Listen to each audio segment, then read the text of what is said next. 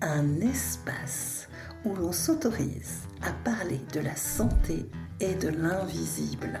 Vous entendrez donc des chercheurs, des professionnels de santé, des thérapeutes qui ont tous vécu des phénomènes étranges tels que les sorties de corps, la clairaudience, les prémonitions, les contacts avec les défunts, les montées de Kundalini, etc., etc. Bienvenue dans Expérienceur, un podcast éclairant où l'on aborde les phénomènes paranormaux pour réunir la science, la santé et la spiritualité.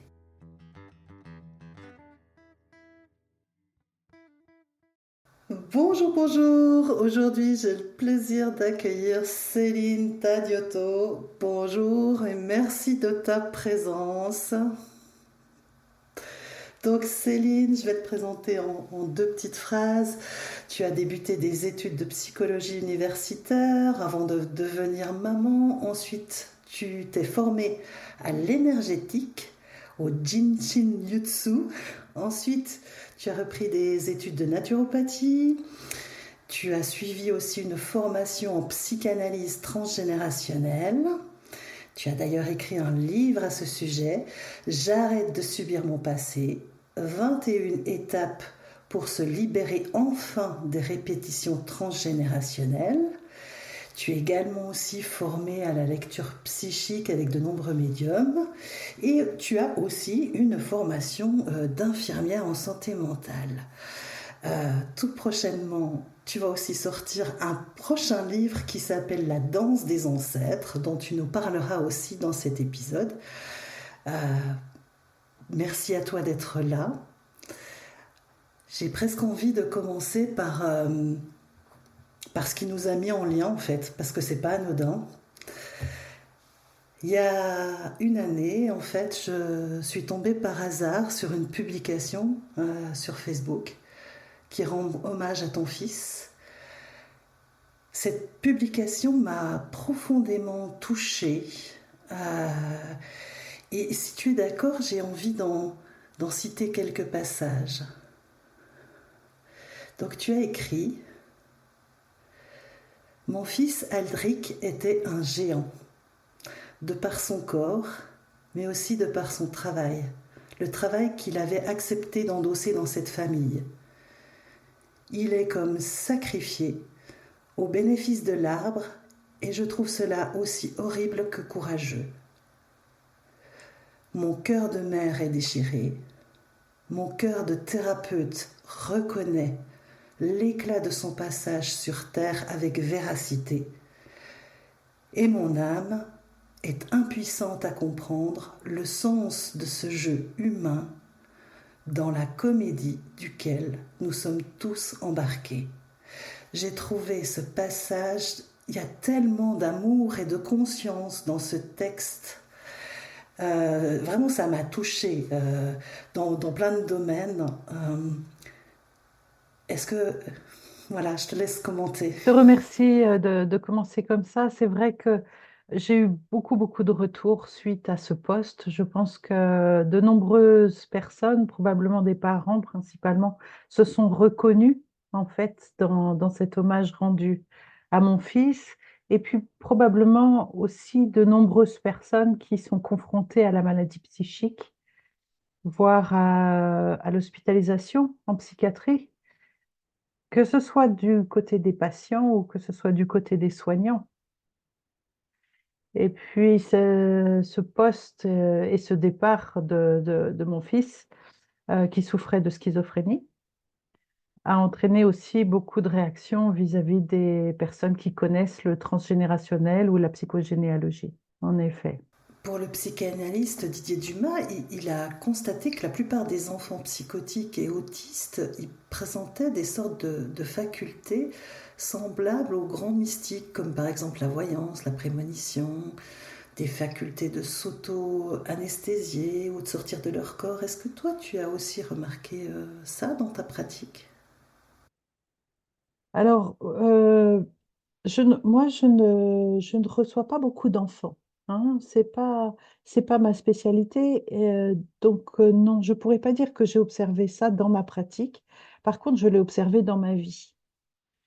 C'est-à-dire que mon fils, par exemple, présentait déjà ce type de capacité que je pensais être relativement normale, notamment parce que moi-même, depuis que je suis enfant, je vois les défunts, j'ai assisté à beaucoup de phénomènes dits inexpliqués. Mais en fait, c'est tout simplement que ma réalité a toujours été très riche de l'intervention de- d'un nombre conséquent d'aides autour de moi et puis des phénomènes. Et donc, lorsque mon enfant faisait preuve de télépathie et puis d'une grande capacité aussi de précognition, on va dire. J'aime pas tellement les termes de voyance et de médiumnité, il faut le savoir, parce que ils ont été tellement, tellement mâchouillés et nourris de croyances et de peurs que je suis un peu personnellement timide ou craintive à les utiliser. Ça me convient pas vraiment. Mais en tout cas, il montrait des capacités psychiques très intéressantes. Et voilà. Après, la schizophrénie, ce que j'ai pu observer beaucoup plus tard quand j'étais infirmière dans le milieu psychiatrique, infirmière en santé mentale, on dit, euh, mais j'ai pu observer que ce qu'on appelle des délires, c'est en fait du langage. Les personnes qui souffrent de pathologies psychiatriques, enfin surtout la schizophrénie, je trouve, surtout les états psychotiques, ils tentent d'exprimer quelque chose qu'ils ignorent porter la plupart du temps. Et ça, c'est vraiment quelque chose qu'on retrouve en psychanalyse transgénérationnelle. C'est qu'en fait, on est tous, tout un chacun, pas besoin d'être psychotique ou schizophrène, hein. Enfin, d'ailleurs, on ne dit pas qu'on est schizophrène, mais on souffre de schizophrénie.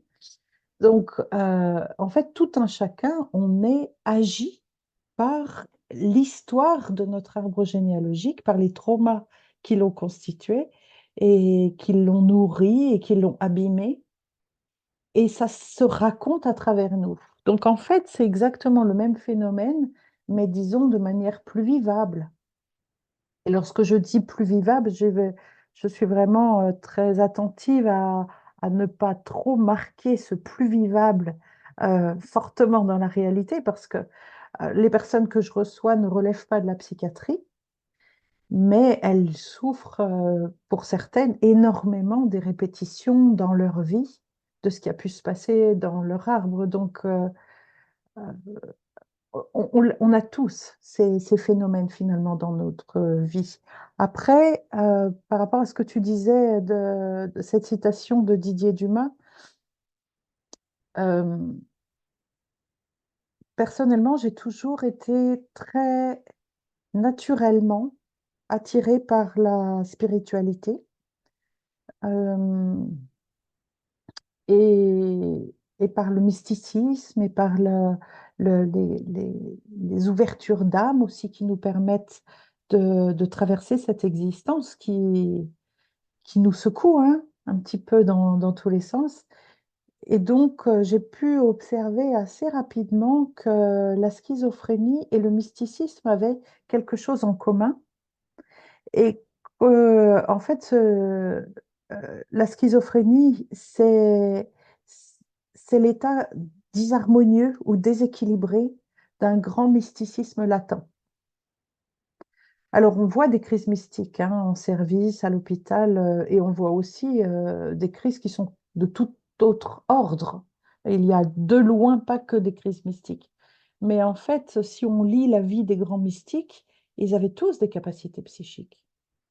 Et puis, des années plus tard, avec quelqu'un que tu connais, Begonia Favre-Gonzalo, on a monté une école, Aqua Divina, une école de médiumnité sur Genève, pour enseigner les capacités psychiques et puis les capacités perceptives et extraperceptives. Et à cet endroit-là, j'ai vraiment pu voir que ça s'enseigne. Tout le monde a ses capacités. C'est-à-dire que notre vécu humain, il est finalement tronqué si on ne s'autorise pas à avoir accès à ces capacités qui nous sont complètement naturelles. Mais tout le monde fait preuve d'intuition. L'intuition fait partie des capacités psychiques. Bien sûr, bien sûr. Et ce que je trouve intéressant, c'est justement, tu as le regard de la maman, tu as le regard de l'infirmière, tu as le regard de la thérapeute transgénérationnelle, le regard aussi énergétique qui n'est pas anodin non plus. Euh, Oui, et puis j'ai le regard humain, tout simplement, parce exactement. qu'au-delà de la maman, de Mm, l'infirmière et de la thérapeute, il y a juste moi, mm, Céline, qui traverse ma vie clopin, clopin, mm. quinca. Est-ce que tu peux nous partager finalement dans votre parcours, à toi, ton fils, votre entourage, hein, euh, finalement ce départ il y a 1 an de ton fils, dans quelles conditions il est parti et d'un point de vue transgénérationnel, hein, j'entends aussi. Hein. Oui, oui, oui. Alors, comme je le disais, je suis issue d'une famille dysfonctionnelle, ce qui implique que j'étais dysfonctionnelle moi aussi, hein, et qu'il doit probablement y avoir encore des parts dysfonctionnelles à l'intérieur de moi, mais parce qu'on fait partie d'un corps familial. Et finalement, si un corps est en mauvaise santé, le pied, il va pas super bien, ni la main, ni l'oreille, hein. Et euh, ce que Didier Dumas a mis en lumière, et aussi Bruno Clavier, qui a repris ensuite le travail de Didier Dumas, c'est que chaque individu dans l'arbre va endosser, si tu veux, un rôle particulier par rapport à la tentative de guérison de cet arbre. Donc, tout le monde ne va pas prendre le même morceau de travail, hein, dans cet arbre. Certaines personnes, et j'ai déjà expliqué ça dans plusieurs podcasts, certaines personnes, elles peuvent observer leur date de conception et puis ça va leur indiquer, ou ça peut leur indiquer euh, sur la date anniversaire de qui dans leur arbre ils ont été conçus. Je ne parle pas de notre date de naissance, hein. Et puis, eh bien, mon enfant, mon fils, j'ai donc 2 enfants, mais Aldric, c'est le prénom de mon fils, il a choisi une des parts qui, selon moi, est la plus difficile, c'est-à-dire d'être l'enfant paratonnerre, l'enfant symptôme de cette famille. Et ce sont souvent des personnes que l'on retrouve euh, dans les couloirs des services psychiatriques. Et j'aurais vraiment aimé pouvoir aborder beaucoup plus ça avec le personnel soignant dans son parcours d'hospitalisation, parce qu'il a eu un parcours d'hospitalisation qui a été non pas compliqué, mais qui a été douloureux, on va dire, c'est-à-dire dans des unités fermées. Il a fait aussi de la psychiatrie. Il était dans une cellule hospitalière au sein d'une prison parce qu'il avait gravement décompensé avant ça. Donc ça avait entraîné un emprisonnement. Et j'aurais aimé avoir plus accès, non pas à son dossier, ça ne m'intéressait pas, hein, mais de pouvoir discuter avec les soignants aussi depuis euh, eh bien, mon propre savoir. Et je dois dire qu'à ce niveau-là, c'est vrai qu'en tant que maman, et je me souviens bien qu'en tant qu'infirmière psychiatrique, euh, l'anamnèse, c'est-à-dire l'histoire de vie d'un patient, on se base sur ce que raconte le patient, si tant est qu'il soit en capacité de raconter d'ailleurs. Et parfois, les dossiers sont très, très vides en termes d'histoire de vie du patient. Mais à aucun moment dans toutes ces hospitalisations, on ne m'a demandé quel était son vécu avant l'entrée dans la maladie, quels étaient les facteurs déclenchants, quels étaient aussi donc les facteurs déclenchants de l'entrée dans la maladie, mais aussi les facteurs récurrents qui entraînaient des décompensations. Ce qui fait que tous les éléments, en fait, qui auraient pu, non pas le sauver, hein, j'ai vraiment personnellement conscience que on a tous nos chemins de vie, qu'on part au bon moment. Ça va peut-être choquer certains éditeurs, mais je pense vraiment qu'on a des parcours de vie qui nous sont propres. Mais je pense que dans sa prise en charge hospitalière, ça aurait entraîné une hospitalisation beaucoup plus humaine et beaucoup plus consciente de prendre en considération, par exemple, ces aspects euh, transgénérationnels, d'histoire familiale qui étaient les siens. Euh, Si tu veux, je vais te donner un exemple. Lorsque j'avais 28 ans, le père de mes enfants s'est lui-même suicidé et dans des circonstances qui étaient assez violentes, bien évidemment. C'est rarement doux, hein, un suicide. Et à ce moment-là, euh, dans les jours qui ont entouré son suicide, il a tenu des propos qui étaient déjà délirants. Lui-même était dans une crise psychotique.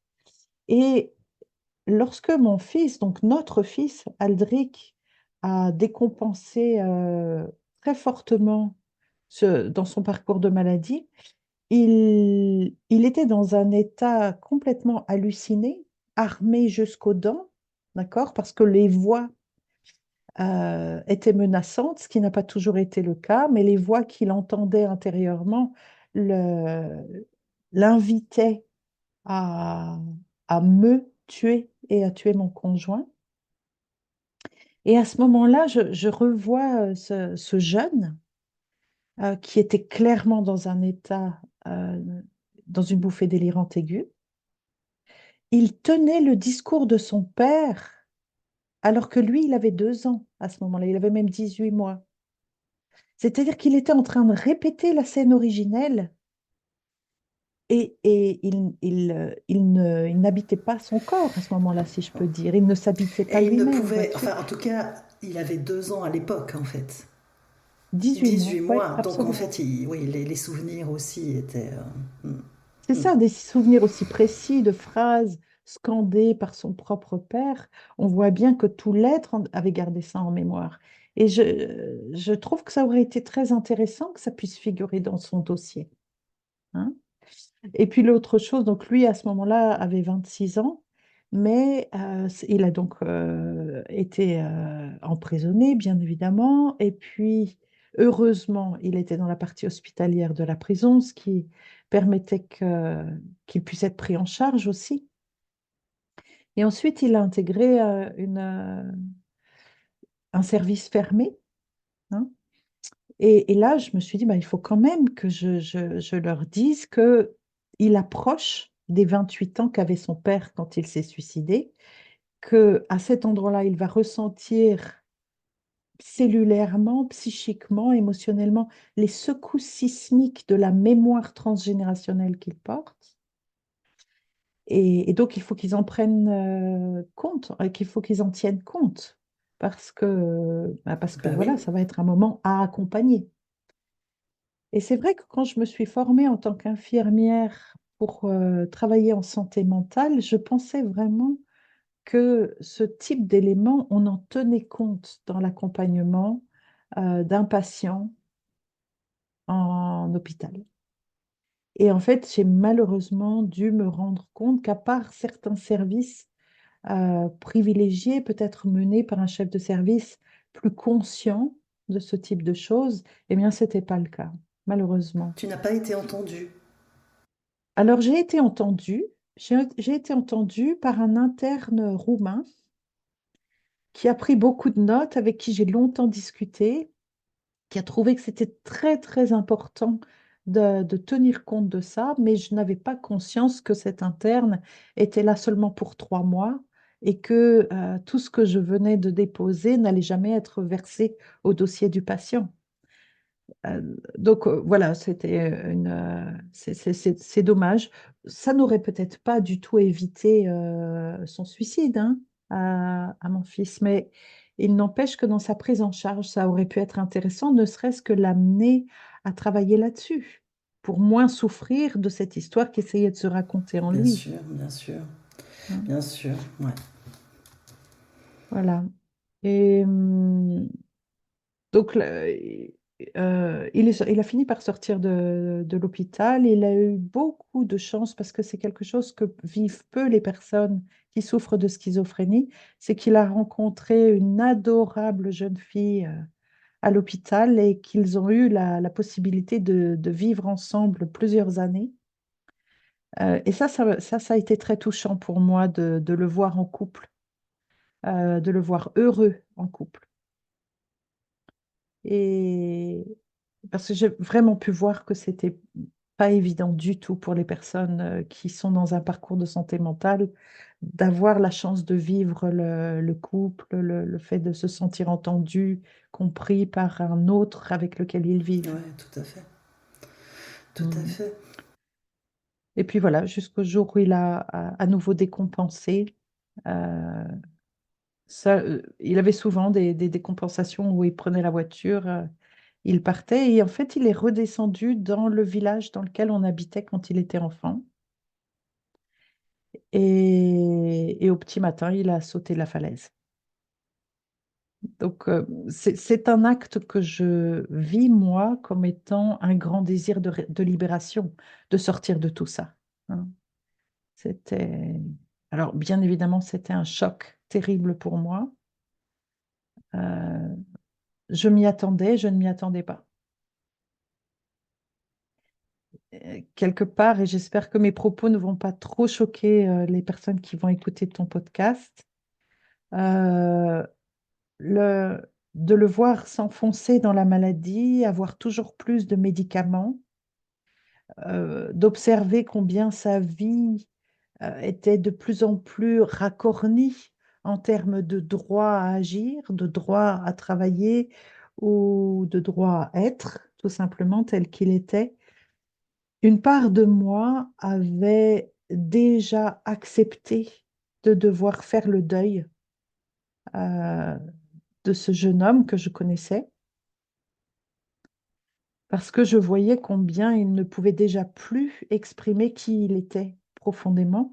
Et puis, on, on utilise des termes parfois en psychiatrie qui sont assez terribles. Il était tassé, comme on dit, par les médicaments. Et donc, même sa libido de vie, son désir d'agir, il avait une très grande intelligence. Tout ça était, c'est comme si les barreaux de la prison étaient de plus en plus étroits. Enfin, les murs de la prison étaient de plus en plus étroits et les barreaux de plus en plus serrés, vois-tu. Donc, quand il est mort, c'est vrai que j'ai ressenti une terrible douleur parce qu'en tant que maman, moi, c'est juste insupportable en fait. Et puis, il y avait aussi cette part la plus consciente de moi-même qui a vécu pour lui une forme de soulagement. Il s'était libéré. Hein. Et puis, il y a la part en moi qui a développé ses capacités psychiques et qui les enseigne, qui n'était pas inquiète parce que je savais que j'allais avoir très rapidement des nouvelles. En fait, j'ai eu un contact avec mon fils dans les minutes qui ont suivi. Hein. Et ensuite, 2 mois plus tard, dans un témoignage de survivance de l'âme absolument magnifique. Donc, il y avait toutes ces parts de moi qui ont eu chacune leur mot à dire et qui vivaient cet événement de manière très, très différente. Ouais, il y a, je ressens beaucoup de sérénité chez toi et en même temps on sent que ça n'enlève pas l'absence, la souffrance, hein, mais c'est comme si toutes ces parts avaient été vécues en même temps. Est-ce que tu peux dire Oui, ça? Ouais. oui, toutes ces parts ont été vécues en même temps. Comme j'ai eu un parcours multi-traumatisé quand même, hein, pour moi-même dans mon existence, je savais qu'il fallait que je fasse très attention à ne pas me laisser dissocier. Il fallait pas que j'aille me réfugier dans l'espace qui ne ressent rien. Parce que le syndrome de stress post-traumatique peut réactiver ce type de stratégie de survie et de sauvegarde euh, des fonctions mentales, hein, tout simplement. Donc, je me suis vraiment autorisée à pleinement ressentir la douleur de la situation. Euh, J'étais en train de donner un cours à ce moment-là avec Bégonia que j'ai cité plus tôt. Donc, tout simplement, j'ai accepté de ne plus être en mesure de prendre soin de nos élèves et puis de juste vivre ce qui était en train d'horriblement se vivre, hein. Après, je suis restée quand même pendant 2 mois complètement anesthésiée au niveau émotionnel. La charge était beaucoup trop forte et le processus qui a été le mien, c'est d'être dans une anesthésie. J'étais hébétée, hein. C'était la goutte de trop, on va dire. Je vais en profiter, si tu veux, de notre échange là pour parler de quelque chose contre lequel je m'insurge Vas-y, vas-y, dans notre vas-y. société. Euh, c'est tout le processus successoral et administratif qui entoure un décès. Je trouve que c'est ni humain, ni respectueux, ni digne de parler à toute personne qui vient de perdre un proche, que ce soit un enfant ou un grand-père, hein, et de le confronter sous prétexte de fonctionnement des rouages de notre société, de le confronter à la nécessité de devoir faire en 5 exemplaires un acte de décès. J'ai passé je ne sais combien de temps à la gendarmerie.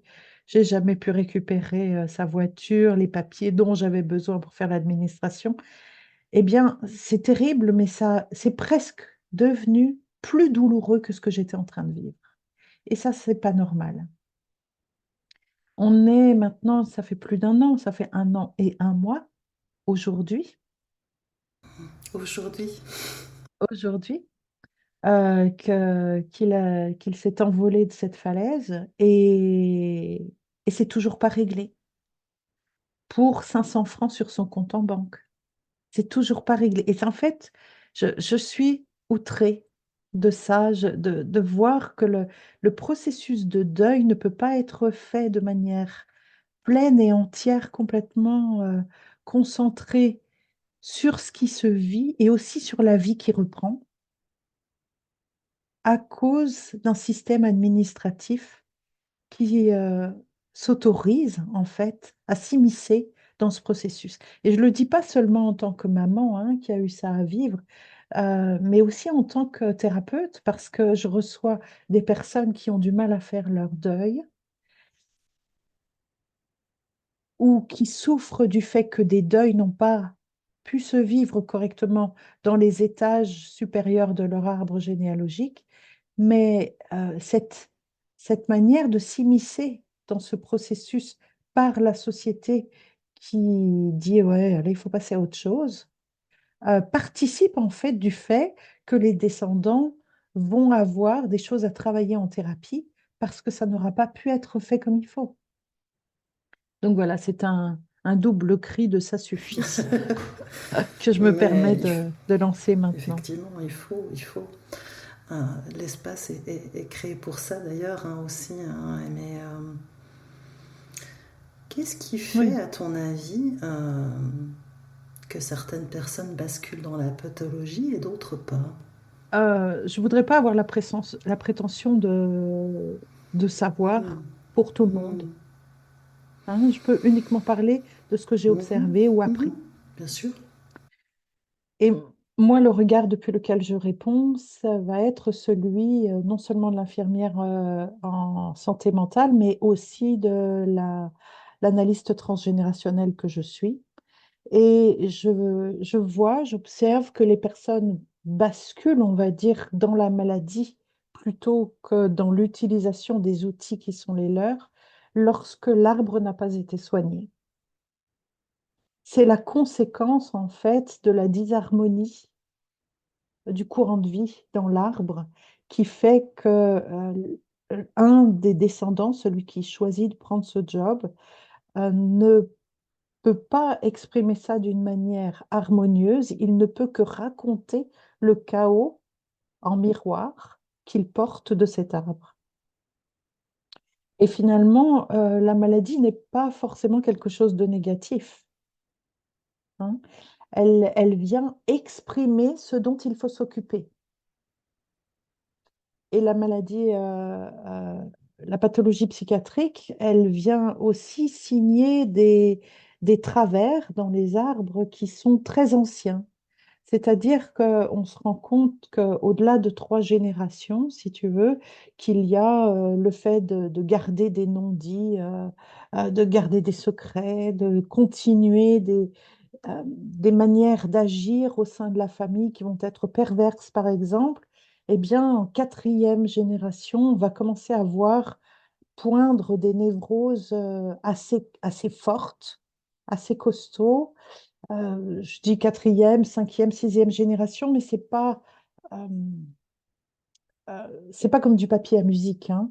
Tout va dépendre de la manière dont certaines personnes dans l'arbre auront réussi déjà à soigner une partie de, de cette maladie familiale. Mais on voit tout d'abord. Alors, des névroses, on en a tous, hein. Et pour tes auditeurs, je vais juste dire que la névrose, c'est le fait d'avoir des petites manies, d'avoir peur des araignées, c'est nos petites coquilles comme ça. Mais quand la névrose, elle commence à s'enquister, on voit apparaître des TOC, d'accord? Des troubles obsessionnels compulsifs. On se lave 10 fois les mains, on ferme le gaz, on a besoin de faire des rituels, et je ne parle pas des rituels de l'autisme. Et puis, lorsque c'est toujours pas entendu, toujours pas pris en compte, alors à la génération suivante apparaît la psychose. Vois-tu? Donc, en tant qu'analyste transgénérationnelle, pour moi, lorsque je vois dans un arbre apparaître la psychose, ça m'indique déjà à combien de générations il faut regarder, quelle est la situation racine. Mais le fait que la situation racine de la psychose se situe 5 générations avant mon fils, hein, par exemple, ne veut pas dire que lorsqu'on la trouve, cric-crac ma baraque, tout est fini. C'est juste que cette situation racine ayant été tellement traumatique, en général, c'est une vandalisation de la sexualité d'un individu, hein. Ça va être une cause de sexualité très précoce du fait d'un prédateur adulte sur un enfant.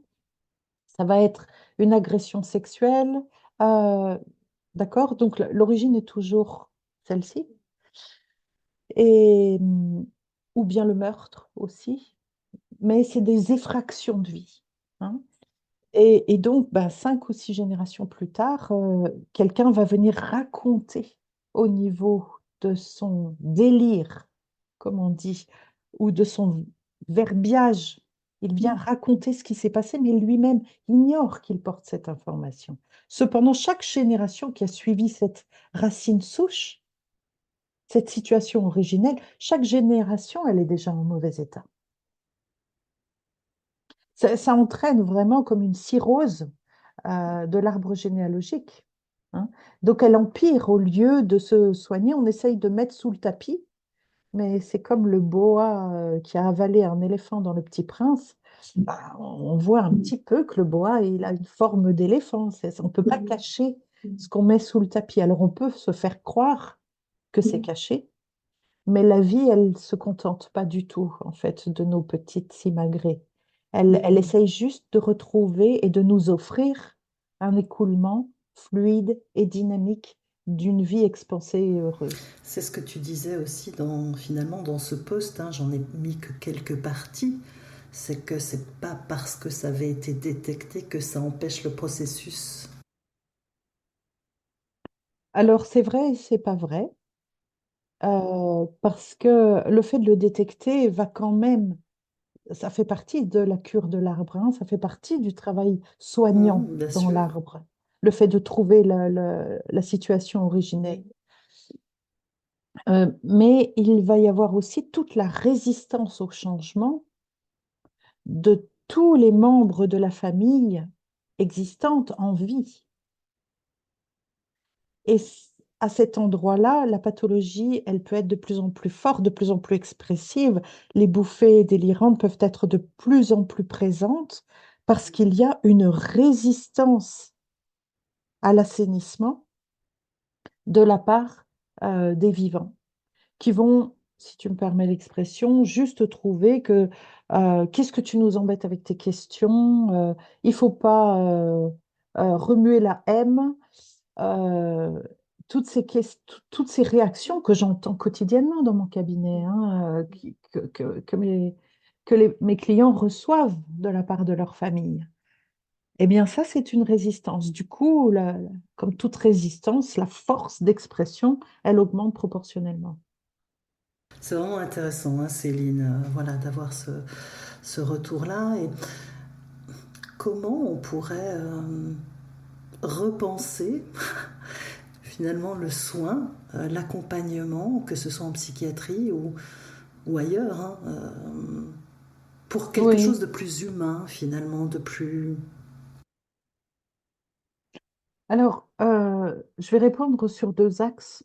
Et je pense déjà, dans le cadre de notre fonctionnement de santé hein, occidental, il serait nécessaire d'écouter avec attention ce que raconte une personne qui est en train de décompenser ou qui est dans une bouffée délirante aiguë. De vraiment le prendre comme du langage qui essaye d'exprimer quelque chose.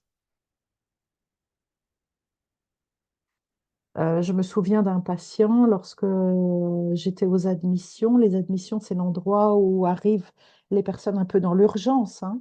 C'est un peu les urgences psychiatriques, les admissions.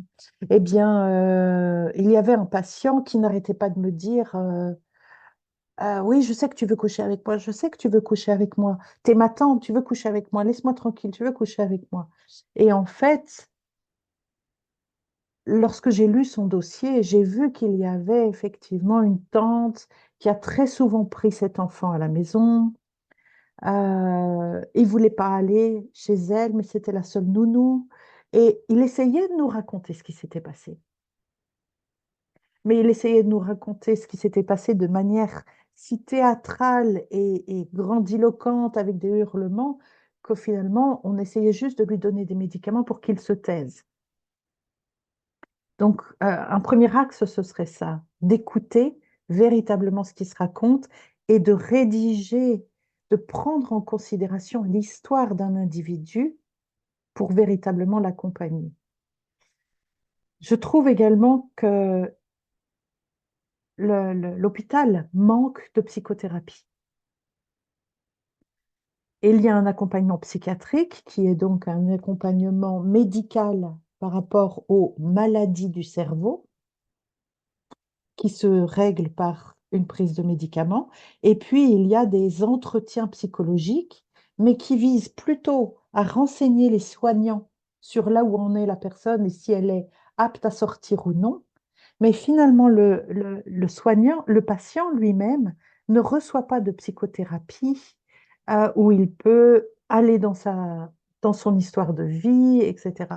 Donc ça, c'est vraiment très, très important pour moi.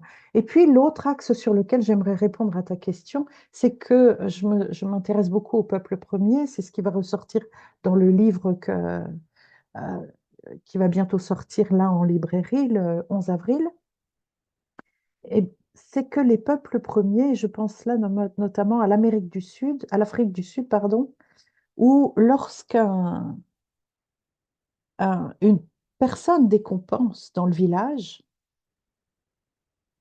on considère non pas qu'il est malade ou qu'elle est malade, mais que ça veut dire que le village est malade. Et donc, ils vont s'asseoir pendant des heures et l'écouter et lui rappeler combien la vie est belle et écouter et pourquoi tu te sens mal et qu'est-ce qui essaye de s'exprimer. Et j'ai entendu une femme lors d'une rencontre des peuples premiers qui a eu lieu en Suisse en 2024. Elle racontait que quand quelqu'un a tué, le village se remet vraiment en question. Comment est-ce qu'on a pu laisser un des nôtres, une partie de notre corps, aller jusqu'à ôter la vie? Et ils mettent cette personne auprès de la sage-femme pour qu'il assiste à des naissances. Et lorsque les bébés naissent, on les lui pose dans la main, dans les mains, pour qu'il puisse ressentir combien la vie est incroyablement miraculeuse. Je pense véritablement que notre manière de soigner aujourd'hui en Occident, on pense tellement tout savoir qu'on ne regarde plus ce qui est fait ailleurs, notamment par des peuples premiers qui vont pas euh, être habillés comme nous, se comporter comme nous. Il y a énormément de jugements et comme tout jugement, on se coupe finalement de l'autre ou des autres. J'aime beaucoup, euh, j'aime beaucoup parce que évidemment, ça résonne, hein. Euh, disons qu'on a quelque chose, un vécu un peu commun. C'est-à-dire que moi, dans mon parcours, j'ai rencontré le réseau français d'entendeurs de voix, leur établissement, donc qui est de l'entraide en fait, hein, autour des personnes qui vivent des grandes souffrances, en particulier la schizophrénie. Donc l'idée c'était voilà, l'idée c'est toujours d'ailleurs de se réunir et de parler justement de ces phénomènes qu'on met sous l'étiquette hallucination en psychiatrie. Et, euh, donc il y a tout un courant aussi sur l'open dialogue qui est aussi mis là autour d'écouter en fait le délire ou d'écouter ce que la personne, quand est-ce que les voix arrivent, quand est-ce que les hallucinations arrivent, etc. Et d'avoir facilité pendant 2 ans et demi un groupe d'entraide comme ça. Ce qui m'a le plus touchée en fait, c'est finalement d'enlever moi mes propres conditionnements de sachante, voilà, de par ma profession, etc., et d'amener justement énormément d'humain dans cet accompagnement et finalement avec ces réseaux voilà, d'entraide. C'est comme si ça sortait finalement du système, parce que dans le système, il n'y a pas. Oui, c'est ça. C'est ça, c'est très dommage. Je pense que c'était pas l'intention de la psychiatrie du début du XXe siècle. Il y a eu vraiment des personnes qui ont fait un travail formidable en psychiatrie, ne serait-ce que, surtout en France, de mettre les établissements hospitaliers dans des très beaux parcs, dans des environnements pour redonner de l'humanité et permettre l'expression. Mais pour vous donner surtout aux personnes qui nous écoutent juste un exemple, chaque fois qu'on voit Vol au-dessus d'un nid de coucou, qu'on voit un film américain sur la psychiatrie, on voit toujours la personne avec un pinceau dans une salle en train de peindre. Eh bien, c'est une fake news. En fait, ça n'existe pas chez nous, ou quasiment pas, ou seulement après un très long temps d'hospitalisation, on va considérer qu'il lui faut un médiateur, qui sera peut-être la peinture, mais ce n'est pas quelque chose d'office, c'est véritablement une zone de suppression des droits, c'est juste un lieu d'enfermement et de médication. Oui, Alors, je mets peut-être pas tout le monde non, dans bien ce sûr. sac-là, mais c'est quand même très, très généralisé et c'est tellement dommage, vraiment dommage. Oui, oui, puis enfin voilà, comme on connaît bien le milieu l'une et l'autre, effectivement, hein, la plupart des soignants qui travaillent dans ces milieux-là sont déjà profondément humains et profondément sensibles à la base, Tout à fait, tout à voilà, fait. et font de leur mieux avec ce qu'ils ont, malheureusement, mais je trouve intéressant, voilà, de pouvoir mettre des mots là-dessus, en fait. Et je te remercie Oui, vraiment profondément parce que euh, ben, c'est ton parcours, votre parcours finalement, je dirais à toute la lignée, je veux dire ça comme oui, ça, et dans ton poste tu mettais il faut parler, il faut témoigner. Je te remercie oui. vraiment de ce témoignage qui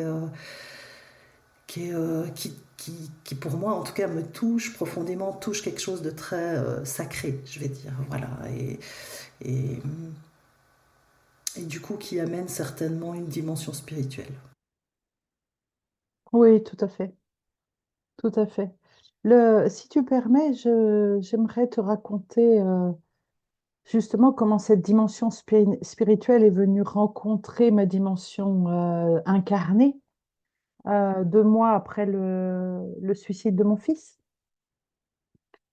À ce- Ma fille vit en Inde et je te l'ai dit tout à l'heure, les 2 premiers mois, moi j'étais dans une anesthésie émotionnelle assez importante, hein, très souffrante en fait.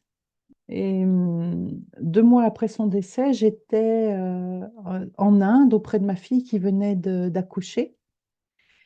Et j'étais tout simplement en train de me préoccuper du fait qu'elle allaitait, il y avait le linge du bébé à laver, elle était dans sa vie, dans son cocon de maman euh, sa petite fille, qui est ma petite fille, sa fille, avait seulement quelques jours à ce moment-là. Et j'ai décidé de lui préparer une soupe un peu réconfortante, qui était en fait la soupe préférée de mon fils durant son vivant. Et que je lui avais apportée une semaine avant son départ, hein, à mon fils. Et donc, j'ai fabriqué cette soupe qui n'est pas si facile à faire en Inde parce qu'on n'a pas de robot mixeur. Enfin, c'est pas la même histoire du tout de cuisiner là-bas un plat préféré. Mais je l'ai fait, ça m'a pris 2 jours. Et puis, j'étais pensive sur les marches et j'ai vu un oiseau, un ménate, venir à moi et commencer à picorer les restes du repas en attendant qu'on puisse l'emporter sur le compost collectif. Et puis il est venu se baigner, mais vraiment à 20 centimètres de moi, dans une vasque d'eau. Et je l'ai regardé, mais comme je te dis, j'étais vraiment anesthésiée, donc c'était juste joli, mais je ressentais rien, hein, rien du tout. Je suis rentrée dans la maison pour aller laver le linge du bébé dans la salle de bain. Et en me retournant, j'ai failli marcher sur l'oiseau parce qu'en fait, il m'avait suivi. Et j'ai été très, très surprise de la présence de cet oiseau, pas du tout effrayé, à mes côtés. Et il s'est envolé, il s'est posé sur mon épaule, puis il s'est posé sur ma tête. Et là, je me suis souvenue d'un coup de la vie, d'une certaine façon. Je me suis souvenue que mon fils disait qu'il se réjouissait d'être bientôt tonton et qu'il se réjouissait de voir sa sœur et puis leur bébé, le bébé à ma fille et son conjoint. Euh, et effectivement, cet oiseau s'est envolé quand j'étais en train d'avoir ces pensées et il a visité tout l'appartement, il s'est posé sur le dos de ma fille, il est venu voir le bébé et puis il est revenu, il s'est reposé sur moi. Et j'ai réalisé à ce moment-là que c'était mon fils. J'ai réalisé que cet oiseau qui finissait les restes du repas, qui était son plat préféré, c'était mon fils. C'était un signe, une manifestation de mon fils. Et en fait, cet événement ne s'est pas arrêté là. C'est que moi, je ne logeais pas là où était ma fille, mon gendre et leur bébé. Je logeais dans une petite maison à une quinzaine de minutes de marche. Cet oiseau est resté pendant 2 jours avec moi. Et ça, c'est Il t'a énorme, en suivi dans ton fait. logement, en fait. Non, il ne me suivait pas dans mon logement, mais quand j'arrivais, il m'attendait sur la première Ah, marche. Il montait les ok. escaliers avec moi. Et toute la Incroyable. journée que je passais à prendre soin en tant que grand-mère de toute cette petite famille naissante, il était à mes côtés. Et à la fin de la deuxième journée, il y a 6 oiseaux qui sont venus, qui l'ont entouré, qui l'ont emmené. Waouh. Et j'ai demandé le nom à ma fille de cet oiseau. Elle m'a dit c'est les Seven Sisters, les 7 sœurs. Et je trouvais que c'était vraiment adorable, mais c'était tellement clair pour moi qu'il s'agissait là d'une manifestation tellement incongrue qu'elle était d'ordre spirituel, et c'était mon fils. Voilà. Et ça a été le dégel à l'intérieur de moi. Ça a vraiment été l'élément déclencheur qui m'a ramené à la surface de moi-même et qui a permis que mes émotions se dégèlent, que je sorte de cette hébétude. Parce que la présence était tellement forte, sa signature énergétique, si tu veux, était tellement forte qu'à partir de ce moment-là, je l'ai vraiment senti à mes côtés. Si je pense à lui, si je l'évoque, je sens sa présence. Hmm. Je te Voilà, et c'était remercie. sa première Hmm. manifestation. Je te remercie beaucoup parce que c'est aussi puissant que sacré, que humain. Et voilà. Oui, tout à fait. C'est, et je crois que je vais le dire. Parce qu'en fait, ton fils s'est manifesté quand je préparais le visuel de l'épisode qui est le tien. Et où voilà, il voulait que sa photo soit à côté de toi. Et ouais, c'est. Oui, merci beaucoup. Voilà, peut-être avant de terminer, tu peux peut-être nous parler un petit peu de ce livre qui va sortir tout prochainement là. Ah, c'est très gentil à toi. Alors, le livre s'appelle La danse des ancêtres. Il va être possible de le trouver dans toutes les librairies, sur Amazon, etc. Et j'ai souhaité écrire La danse des ancêtres parce que dans ma pratique d'analyse transgénérationnelle, je me suis rendu compte que on est tout le temps en train de chercher la petite bête, de chercher dans l'arbre, justement, quelles sont les catastrophes, les meurtres, les incestes, les événements douloureux. Euh, Finalement, on est tout le temps, en tant qu'Occidentaux, en train de porter un regard assez critique et moralisateur sur nos ancêtres. Et le fait d'avoir côtoyé des peuples premiers, d'être allé rencontrer les Maoris en Nouvelle-Zélande, par exemple, et même le fait d'être issu d'une culture celtique pour moi-même, hein, eh bien, je me suis rendu compte qu'en Occident, on avait complètement perdu le contact avec nos ancêtres au sens positif du terme. On ne sait plus s'appuyer sur eux, on ne sait plus invoquer leur présence quand on doit faire des choix importants, prendre des décisions et même tout simplement soigner un arbre, guérir un arbre, redresser des torts quand il y a des choses qui sont tordues. Donc la danse des ancêtres parle de cette importance énorme qui est la réhabilitation des ancêtres et puis aussi du fait qu'il ne faut pas avoir peur d'aimer nos ancêtres. D'aimer, pas seulement nos ancêtres d'ailleurs, hein, il ne faut pas avoir peur d'aimer, c'est-à-dire que ce travail en psychogénéalogie, il peut être fait par le renforcement positif, qu'on soit un client, un patient ou qu'on soit un thérapeute, de ne pas oublier le renforcement positif qui vient par la compassion, par l'amour, par les vertus du cœur. Et pendant l'écriture de ce livre, j'ai reçu euh, beaucoup, j'ai été très, très inspirée par les ancêtres. J'ai régulièrement demandé qu'ils me donnent de l'enseignement et j'ai reçu des choses très précises que les auditeurs trouveront dans le livre.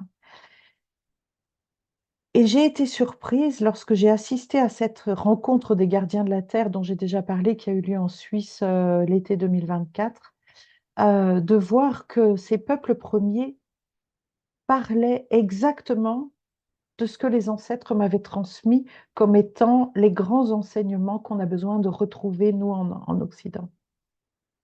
Donc, la danse des ancêtres traite de ça. Et il est édité aux éditions Erol, et je m'en réjouis. Hmm.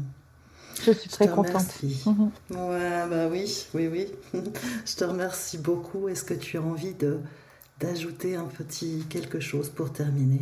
Écoute, c'est cette dernière discussion qu'on vient d'avoir qui m'amène cette sensation d'allégresse au niveau du cœur. Je pense que c'est vraiment important que tout un chacun ose mettre son attention au niveau du cœur parce que euh, de nombreuses personnes viennent à moi et elles sont les bienvenues pour recevoir des conseils de leur guide, de leur guidance, de leurs ancêtres. Et là, je parle là en lecture du corps, qui est de la médiumnité psychique. Mais en fait, on a un haut-parleur tellement puissant au niveau du cœur qui nous indique la voie, qui nous montre le chemin, qui nous donne des conseils, que c'est ça que j'aimerais ajouter, que quelles que soient les circonstances, en fait, si on n'arrive pas à ressentir son cœur, eh bien, de s'isoler et d'entrer en soi jusqu'à ressentir cette expansion réconfortante et chaleureuse qu'est notre cœur par nature. Hmm. Et à cet endroit-là se trouvent tous les guides et toutes les guidances possibles et imaginables. Je te remercie beaucoup, c'est une magnifique conclusion. C'est déjà la fin de cet épisode. S'il vous a plu, n'hésitez pas à commenter et à liker pour me soutenir. Et surtout, c'est le plus important. Si vous connaissez quelqu'un qui a vécu une telle expérience, partagez-lui cet épisode. Cela peut peut-être profondément l'aider. Une liste de professionnels de santé formés pour accompagner ces phénomènes est disponible sur le site audreygraindamour.org. Retrouvez-nous le 1er et le 15 de chaque mois sur toutes les plateformes. À bientôt!